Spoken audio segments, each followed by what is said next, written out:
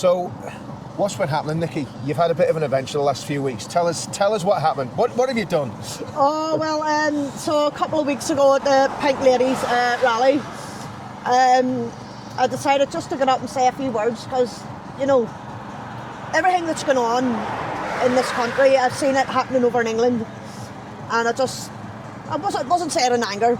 It was more passion and frustration and being scared because I know what is coming. So I got up and said, you know, about Catholics and Protestants coming together and about us being a Christian country, and it's not going to be an Islamic country. And then I chanted out, you know, F Islam three times. Okay. So you said F Islam 3 times. Yeah. And what's been the fallout from that? Because as far as I know, it's not illegal to say that. If you said F Christianity or F Judaism, which pretty much is getting said in this country every single day by different methods, I don't think that'd be illegal. Yeah. So what's happened to you as a result of you saying those dreadful words, F Islam? Okay, so that was on the Saturday, and then on the Monday there was a banging at the front door. I was like, "Who the bloody hell's that?"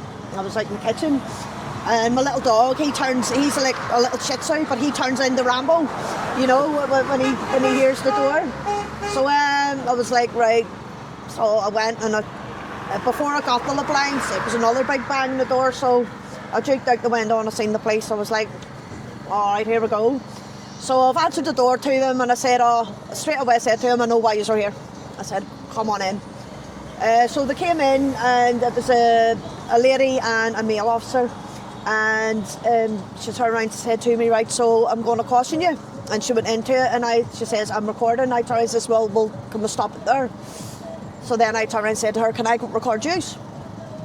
So, because I wanted to record the whole thing and get the whole conversation. So I recorded it anyway, and I said, so look, am I going to be arrested today? And she turned around and says, no. Because I wanted to know what was going on, because my little one was at school, so I would have needed to get her sorted out.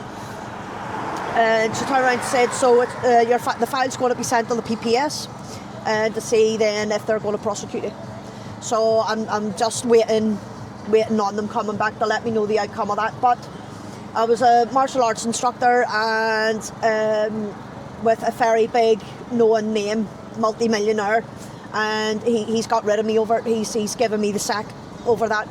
So he hasn't gone through any process just because of what's happened and the media coverage? Yeah. So because of the media coverage, and I received an email.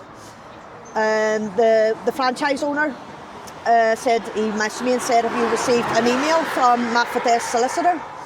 And I said no, but then I went into my business emails, and there it was, basically saying that your services has been terminated because of blah blah blah, and then just the F Islam bit and stuff like that.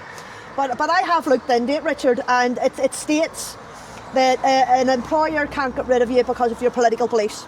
Yeah. Okay, they cannot get rid of you for your political beliefs. Now, I'm not letting or religious beliefs. Or religious beliefs, yeah. all that nonsense. They can't get rid of you for that.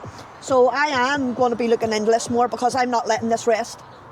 And also, the franchise owner, someone messaged him saying about me doing this and blah blah blah, and he put out this person no longer works for our organisation, and the person goes, is it because of this? And he put correct. Now that's against the law. Yeah. Because he's not allowed to discuss with any members of the public why they've got rid of me.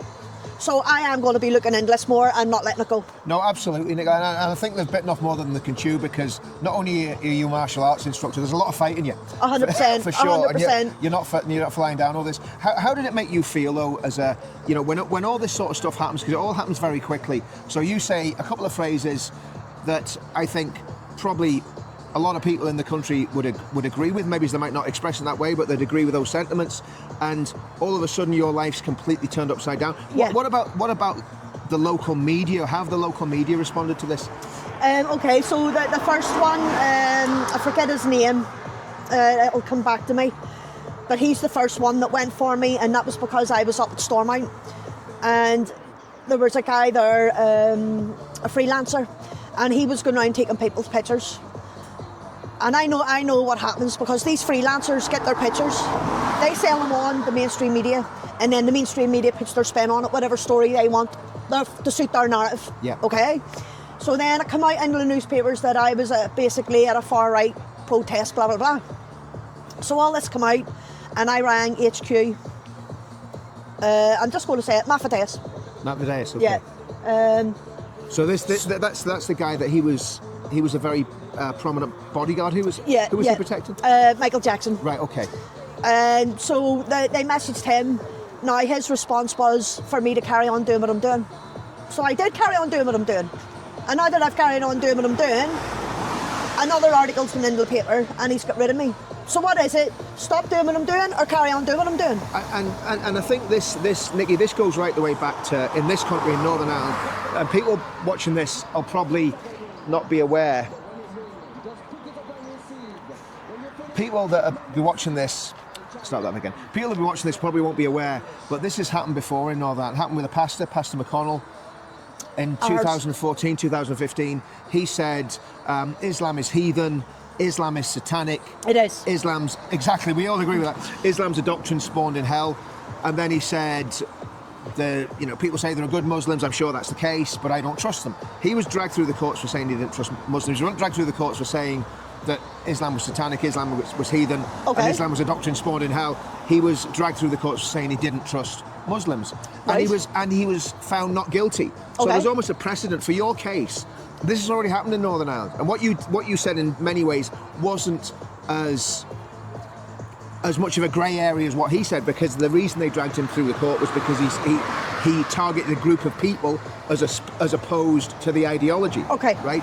So, and it was exactly the same thing that they did. What they did was it was the police, it was the media, Nolan, guy from the Belfast Telegraph, Liam Clark, who's dead now. And actually Sinn Féin and Mark McGuinness were all over this, right? Okay. So which is ironic, really. And this pastor, he ended up losing his position in the church. Oh, and he was one of the most good, godly men Northern Ireland has ever seen, right? Yeah. And he carried on his life after that, but that was really his ministry finished as a result of that. So you're in a very similar position. You've lost a job that you love doing, and I mean, say something about the job that you were doing, because I think that's kind of relevant, and what sort of children you were teaching. You know. I have children within my schools. One of them was definitely Muslim. I definitely know that. The others not from this country.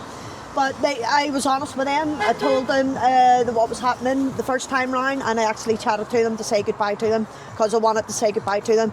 And one of the men that's not originally from this country gave me the biggest hug, and he says, "Carry on doing what you're doing," because he knows, he has seen it, obviously, in his home country. and he knows what's coming. And I think this is the thing as well. We're not against individual people. No. We've never done any of these protests because we have anything against these people. My problem is, I don't know about you, but my problem is I'm extremely concerned about the Islamisation of the UK, and the more, obviously, demographically, the more Muslims you get in, the more people that you're going to get in that are extremists, the more people you're going to get in that don't respect women's rights. So it's not about any individuals, and I don't have anything for or against people in these hotels. Yeah. We just don't know who they are. We don't know who they are, and we don't know what they believe. Exactly. And we know that the government is hoodwinking every single one of us. So what are you doing now, Nicola? What's the next step? So my position now is it came out into the papers, obviously, but I knew it was coming out, and I had to make the two most difficult calls in my life to my niece and my nephew, because it was all being dragged back up again. What happened to my brother-in-law, which had absolutely nothing to do with me. It was my evil bitch of a thing that I have nothing to do with no more. So I had to make the kids aware of what was coming back out into the newspapers again. So the newspapers has not hurt me, they have hurt my niece and my nephew. And just to give the context of this, your sister murdered your brother-in-law years ago. Yeah. And obviously your nieces and nephews, and even just thinking about this, it's quite upsetting. So your family went through that trauma, and because you said F Islam, the papers thought it was suitable for that to be dragged up. Yeah. Which just shows the gutter journalism that's going on. And people say that, you know, freelance journalists and citizen journalists aren't journalists. Well, to me, someone that's dragging up something that's going to traumatise a family, you know, shame on them. That's not journalism either. Yeah. So, how did the newspapers cover you? Because, again, just giving a bit of your history. What's your background? What have you worked at before? So basically, over in England, I used to work for the prison service. As a prison officer? So we would go in. We were like contractors. So we would go in the morning, sort our vehicles out. Then we'd go out into the prisons, take whatever prisoners were taking them to whatever courts. So I done the transporting, and if they were short-handed with officers within the courts, I would do the cells, and then obviously sit in the dock. So basically a very responsible job. We're working for the Home Office. For the Home Office, a very responsible job. You weren't sacked. You just left the job and came back home. And I actually came back home because my brother took his own life in 2016. So my brother took his life in 2016, and I think what happened back with my brother, because they were like brothers, and Paul was like a brother to me, and I think that was a play to do with my brother taking his life as well. So then we decided, my mum and that, because they moved over to England. So there was myself, my mum, my dad, and then I had my baby girl over there. So we moved back in 2016. And then as soon as my brother, he took his own life, the papers stanged it all up again about my brother-in-law and my sister, and had that to do with my brother's thing as well. So I'm going to be saying about these papers as well. So your family's been through a lot of trauma, and the papers have not helped? They haven't helped. They're just anything they can get to drag it all back up again. And it's not, I'm not worried about me. I'm worried about my niece and my nephew. They've been through too much. They've lost their dad. You know, and their uncle, and my other niece and nephew, their uncle, and 100%. And these newspapers, any opportunity. So because they couldn't get any dirt on me, there was nothing for them to get on me. The way they're doing with the rest of the Patriots, they flipped it and they've put that out when that's got nothing to do with me. Totally unrelated, and a scandalous way to do that. So. In terms of what about local politicians? Have you had any support from local politicians at all? No, nothing. I haven't been to see anyone, because it did floor me for a bit, and then I thought, you know what? No, this isn't right. This isn't right. I have nothing against Muslims. The bloke from the newspaper, I've actually got the message on my phone. It says, "Can you comment why you hate Muslims so much?" I do not hate Muslims. Which newspaper was that? It was either the Sunday Life or the Sunday World. The first one was John Toner. That was the first man that came after me. What's he? Is he the Sunday? He's the Sunday World, Sunday I think. World. Yeah, and then the other is the Sunday Life. So yeah, and then when that thing again, John Toner was back at me again for me to do an interview with him. I'm not doing no interviews with mainstream media because you don't need to. You don't need to, because I've got you. We've got Freedom, Dad. The thing is, the Sunday World gets read by about 15 people. Most of them are just seeing if the name's actually in the paper that Sunday. Yeah. And these videos will be seen by hundreds of thousands of people. The gutter press. I call them the gutter press. Exactly, that's all they are. Exactly. And that's why they don't like us, because they know that we're doing the real job and they can't do it. Exactly. It's because they're puppets and they're told what they can print, what stories to put out. They're being controlled by the elite. Where do you go from here, Nicola? What's the next step for you? So the next step for me is to go and see a solicitor, to see where I stand, to see if I have a case, and then try and get myself a job. Yeah. You know, yeah. And it's coming up to Christmas as well, and I have a 14-year-old girl there. You know, so I just have to try and get on, have the best Christmas as I can with my baby girl, and see what the new year brings. Yeah, absolutely. Well, brilliant. And I mean, I think you can be proud of yourself for taking a stand. Thank you. And I think everybody agrees with the sentiment of what you said, even if they haven't got the guts to say it. A lot of people have turned around and said to me, Nikki, you're the one that stood up there and has just shouted out what everybody else is thinking. So fair play to you. And what martial art is it you practice? So it's mixed martial arts. Right. So basically there'd be Kung Fu, Taekwondo, kickboxing, Muay Thai. Yeah, so all different bits. Brilliant. So yeah, I absolutely loved it. I love the kids, you know, and when I was saying goodbye to them the other night, you know, and they'll probably come after me for saying goodbye to them, but you know what? They're not stopping me from doing anything. Exactly.